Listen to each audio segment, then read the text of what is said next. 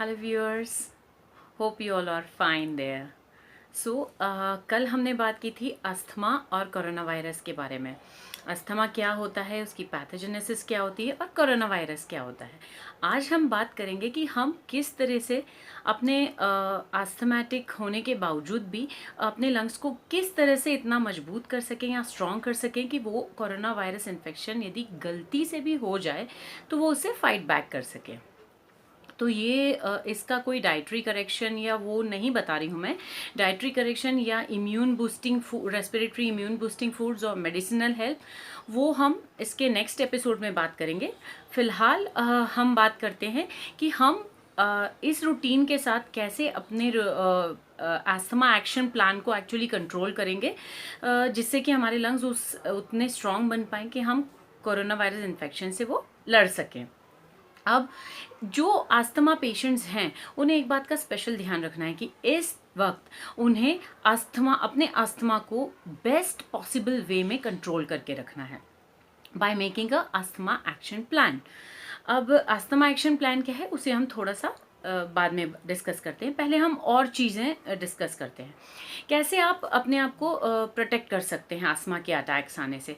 तो आप सभी जानते हैं कि कोई ऐसा ट्रिगर जो आपको ट्रिगर आपके अस्थमा अटैक को ट्रिगर करा है, सबसे पहले तो आप उससे दूर रहिए। इस वक्त अभी डिसइंफेक्टेंट का यूज़ बहुत ज़्यादा बढ़ गया है, तो कोशिश करिए कि जिस रूम में आस्थमा पेशेंट हैं उस रूम में डिसइंफेक्टेंट का यूज़ ना करें उस वक्त, या फिर उन्हें कहें कि यदि आपको साफ़ करना है या सफाई करनी है, डिसइंफेक्टेंट यूज़ करना है, तो उनसे कहिए कि वो दूसरे रूम में चले जाएं। तीसरी चीज़ हमें जो ध्यान रखनी है वो ये है कि जो भी फ्लोर क्लीनर, टॉयलेट क्लीनर या ऐसे कोई स्प्रे जिनसे कि आज़मा पेशेंट को प्रॉब्लम होती है, उन्हें हमें अभी अवॉइड करना है। चौथी चीज़ ये है कि जो स्प्रे बॉटल में यूज़ होते हैं डिसइंफेक्टेंट, उन्हें हमें इस वक्त अवॉइड करना चाहिए, या हम अवॉइड नहीं कर पा रहे हैं तो उन्हें हमें एक टिश्यू पे, टॉवल पे इस तरह से स्प्रे करना चाहिए और फिर अप्लाई करना चाहिए, जिससे क्या होगा कि फ्यूम्स बन के वो नहीं निकलेंगे और अस्थमा पेशेंट्स को ट्रिगर नहीं मिलेगा।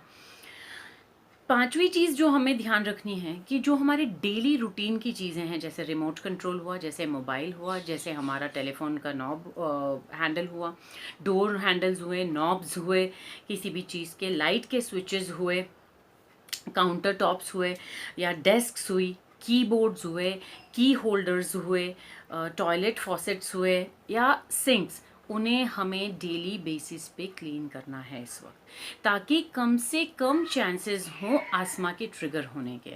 जो साफ़ सफाई डेली रूटीन की हम करें उसे कोशिश करके वेट टॉवल से यूज़ करें या वेट टिश्यू से करें, ताकि डस्ट ना उठे, तो उन्हें कोई ट्रिगर नहीं मिलेगा। अब हम आते हैं कि वो आस्थमा एक्शन प्लान क्या है। What do I mean by asthma action plan? Actually national institute of health ने कुछ समय पहले एक आस्थमा एक्शन प्लान बनाया था आस्थमेटिक पेशेंट्स के लिए, जिससे कि वो अपने आस्थमा को ट्रैक कर सके और ये जो कोविड-19 और कोरोना वायरस का चल रहा है उससे अपना बचाव कर सकें। अब वो क्या है, तो उसमें सबसे पहले आता है, उसे उन्होंने 3 ज़ोन्स में बाँटा है, green zone, yellow zone and red zone. तो सबसे पहले ग्रीन ज़ोन की बात करते हैं। इसमें वो लोग आते हैं जो कि जिन्हें कोई coughing, wheezing, tightness in chest, difficult breathing कुछ भी नहीं हो रहा है। वो नॉर्मल अपना जो आज़मा कंट्रोल मेडिसिन है, जो उनका लॉन्ग ड्यूरेशन वाला आज़मा कंट्रोल मेडिसिन है, वो ले रहे हैं and they are happy with that. Now अब उसमें आ रहा है, यूजुअली वो लोग होते हैं जिनका कि रेस्पिरेटरी जो उनका पीक फ्लो है वो 80% से अबाव है, या फिर वो उनके हाईएस्ट पीक जो भी है उसको वो मेंटेन करके चल रहे हैं या उससे ज़्यादा ही है। तो जो वो ये ग्रीन जोन वाले जितने भी लोग हैं उन्हें वही करना चाहिए जो वो रूटीन में कर रहे हैं, and they are actually preparing और प्रोटेक्टिंग देयर लंग्स। अब आता है येलो जोन। येलो जोन में वो लोग आते हैं जिनका की पीक फ्लो, एक पीक फ्लो मीटर मेजर करने का आता है, जो आज़मा पेशेंट्स को यूजुअली डॉक्टर प्रेफर करते हैं कि आप इससे अपना पीक फ्लो चेक कीजिए। तो उन जिन्हें पीक फ्लो 80% से कम है, या जो उनका पीक फ्लो चल रहा है, यूजुअली जो उनका पीक फ्लो है वो उससे कम आ रहा है, या फिर उनकी जो लॉन्ग ड्यूरेशन वाली आज़मा मेडिसिन जो चल रही थी, उसके बावजूद भी उन्हें या तो टाइटनेस इन चेस्ट फील हो रही है, या वो रात में उठ के बैठे हो रहे हैं कि उन्हें आज़मा का अटैक आ रहा है, या फिर ऐसा कुछ हो रहा है जो वो रूटीन का काम वो अब तक कर पा रहे थे वो काम नहीं कर पा रहे हैं। तो ये लोग आते हैं उस येलो जोन में।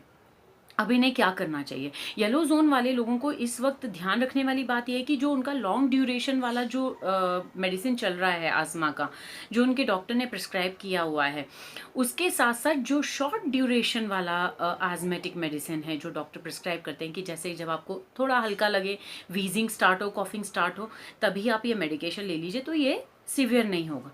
उन्हें वो मेडिकेशन स्टार्ट कर देना चाहिए और अपने डॉक्टर को कंसल्ट कर लेना चाहिए कि मैं इस वक्त ये परेशानी में हूँ। तो ये इसमें बहुत सारे ऐसे लोग होंगे जो वर्किंग होंगे, जो बाहर काम पे जाते हैं, उनके लिए मैं एक स्पेशल चीज़ बोलना चाहूँगी कि वो इस वक्त जब उन्हें आज़मा का जैसा एक्यूट अटैक जैसा लग रहा है, तो वो थोड़े टाइम के लिए या थोड़े दिनों के लिए घर में रह लें, और वो सारे इम्यून बूस्टिंग फूड्स, अपने मेडिकेशन और डॉक्टर की कंसल्ट से जो चीज़ें डॉक्टर प्रिस्क्राइब कर रहा है उसको बराबर रेगुलर इंटरवल्स पे रहते रहें और अपने आप को प्रोटेक्ट करें। Now the last one is the red one, this is the alert situation. जब 24 आवर्स से ज़्यादा आप येलो जोन में रह लें, आपकी जो एक्यूट मेडिसिन ले ली है आपने आज़मा के लिए, जो डॉक्टर ने आपको प्रिस्क्राइब की, वो असर नहीं कर रही है, इन दैट केस आपको इमीडिएटली हॉस्पिटल जाना चाहिए या अपने फिजिशियन को कॉल करके सारी सिचुएशन बताना चाहिए, और आपको मेडिकल एड की ज़रूरत है, आपको वो करना चाहिए। सो विद दिस मैं आज का अपना ये पार्ट यहीं ख़त्म करती हूँ। तो कल जो मैं वीडियो लेके आऊँगी वो उस पे होगा कि what are those immune boosting foods जो इन मेजर्स के साथ हमें लेने चाहिए, जिससे कि हमारे आज़मा के अटैक्स ना प्रिवेल हों, और हमें वो जो है कोरोना वायरस के इन्फेक्शन से भी प्रोटेक्ट करें। साथ साथ में कुछ मेडिकेशन पे भी हम डिस्कशंस करेंगे। तो चलिए फिर मिलते हैं कल। Okay, bye bye.